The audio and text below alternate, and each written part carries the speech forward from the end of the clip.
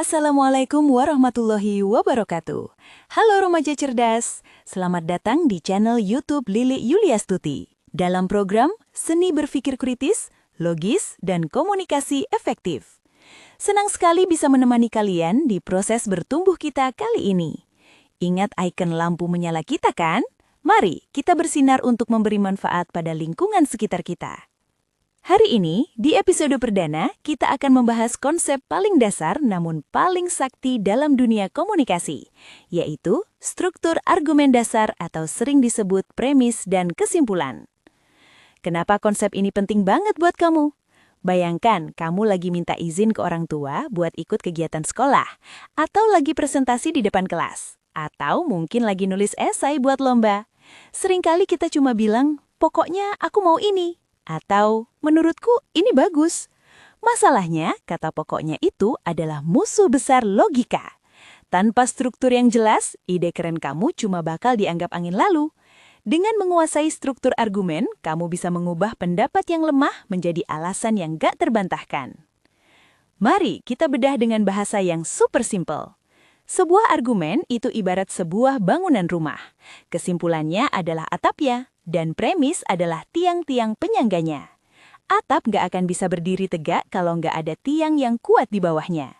Jadi, kalau kamu punya satu pendapat atau kesimpulan, kamu harus punya minimal 2 atau 3 premis yang mendukungnya. Premis itu adalah alasan atau bukti kenapa kesimpulan kamu itu benar. Kalau tiangnya goyang, pendapat kamu ambruk. Kalau tiangnya kuat dan logis, orang lain akan susah buat meruntuhkan pendapatmu. Supaya makin jago, yuk kita lihat 5 contoh penerapannya di keseharian. Pertama, di sekolah. Saat kamu menyarankan metode belajar kelompok. Kesimpulannya, kita sebaiknya belajar kelompok minggu depan.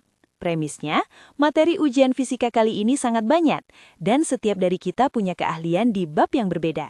Logis kan? Kedua, di keluarga. Saat minta izin pulang lebih lambat.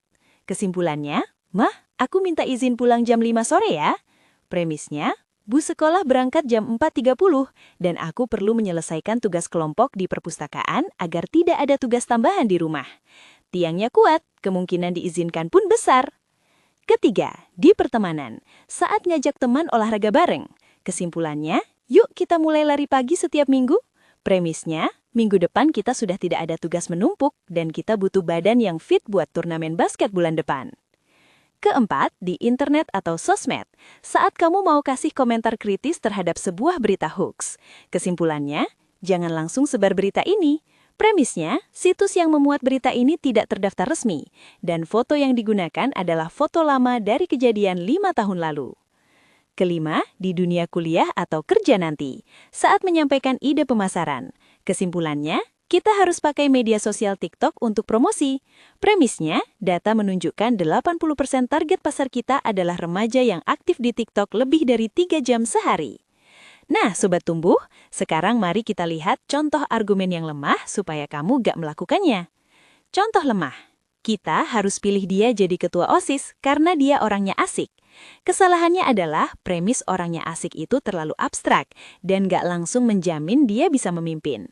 Versi yang lebih kuat, kita sebaiknya pilih dia jadi ketua OSIS karena dia punya pengalaman memimpin pramuka selama 2 tahun dan selalu disiplin dalam mengelola waktu rapat. Di sini tiang penyangganya nyata dan terukur.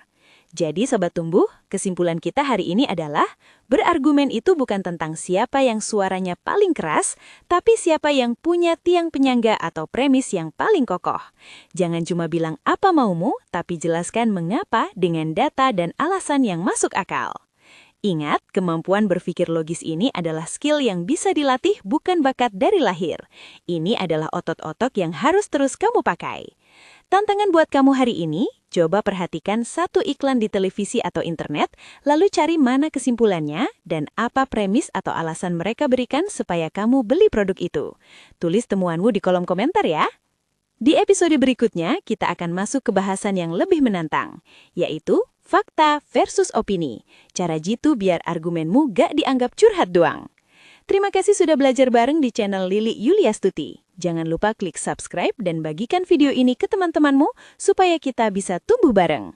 Saya Lili, pamit dulu. Tetap jadi Sobat Tumbuh. Wassalamualaikum warahmatullahi wabarakatuh.